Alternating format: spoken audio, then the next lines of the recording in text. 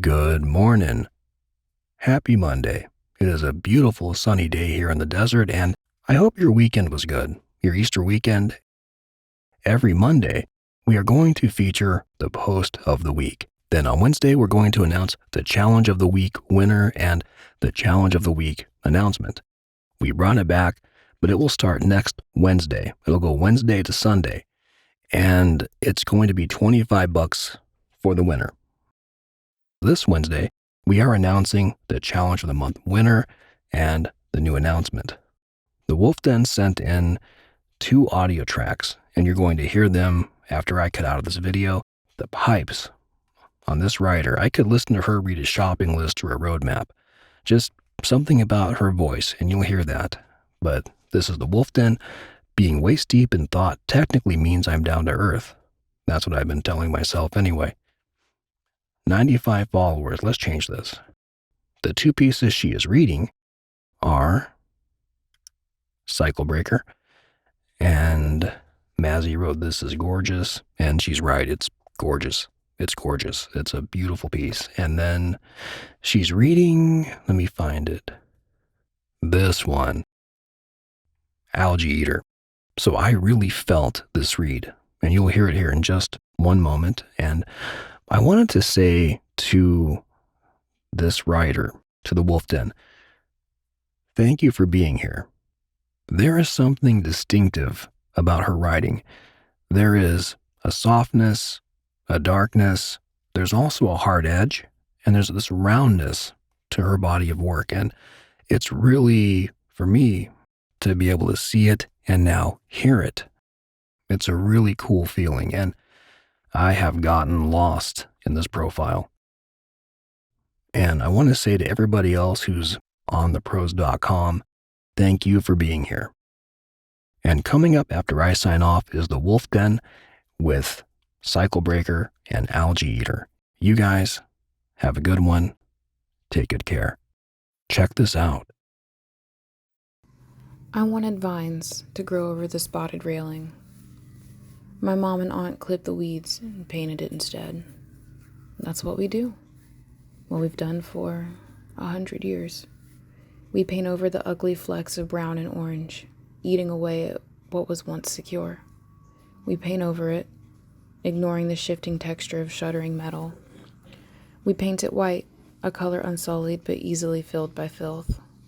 We paint again and again, masking the slow destruction. One day, it will fall, heavy with layers and withered by time, and I will whisper gratitudes as it crashes dully into the overgrowth. My boots will stomp heavy, avoiding the pits left by the crabapple tree, crushing dandelions beneath my heels. I will walk down the hill, down the street, to the crossroads, to new homes on new streets. My eyes will linger lustfully over renovated houses and fresh, modern fixtures.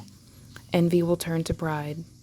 Shame is transmuted between sighs of relief. One day, I will look off into the distance, over the hill, past the church. The collapsed railing will be long out of sight, but the wind will roll in softly, crooning tales of nature and her tenacity.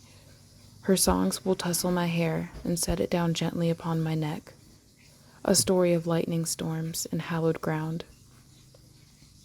An angel weeps quietly upon my shoulder. I find her despair misguided. 20 years ago, my small brown feet, encased in glitter-specked jelly sandals, stopped abruptly at the edge of the back porch.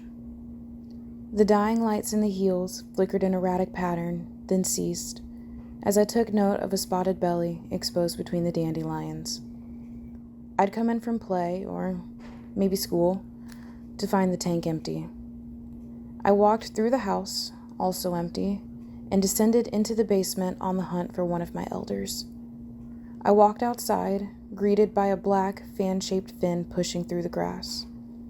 A soft brown mouth was frozen into a blunted diamond, screaming silently into an atmosphere unforgiving. Despite the dryness of the day, the ground was soggy beneath my feet. Papa was in his workshop, which is where the fish tank has taken residence for the better part of a quarter century. I had a dream the other night. I was a child again, and my wafy frame leaned over the side of the love seat, ribcage shifted upward by the armrest, pushing gently into my abdomen. The room was dark, and I was alone.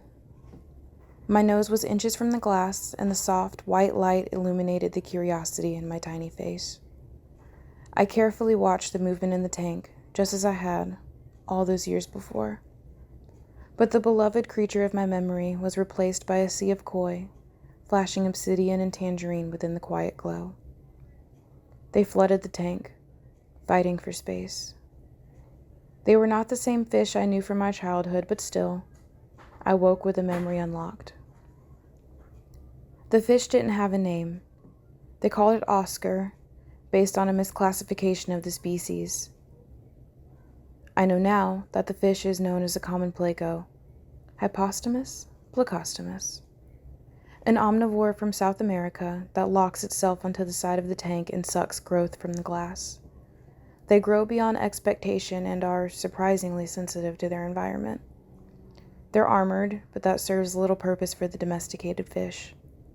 I've read that they're able to breathe air, though I doubt that extends to the wind sifting through the blades of an overgrown backyard in the Carolinas. I asked my grandmother about the fate of the fish. As she tells it, the tank leaked often and many of the inhabitants attacked each other. They had the placo for a long time, but my grandfather grew weary of the problematic upkeep. I had no memory of its problems, only of an unyielding fascination with the beautiful black fish. It was an ugly thing, Grandma said, an ugly thing, sold deceptively or ignorantly for a utilitarian purpose. The placo was never destined to be the star of any display. It was a custodian, a forgotten descendant of an exotic, resourceful lineage commanded to clear the muck that refined, celebrated fish wouldn't dare to touch. An ugly thing, undeserving of a legacy of its own. My grandmother didn't specify if the placo was alive when they dumped the tank. I didn't press. I'd asked enough questions, and the answers I received were unsurprising and made me weary. I chose instead to focus my attention on internet articles discussing tank conditions and growth sizes. Soulless eyes stared into the sunlight. Sandal lights spun on heels and crossed back through the doorway. The fish became bones in the next coming days. Soon the bones were gone too, carried off within the voracious maw of memory faded.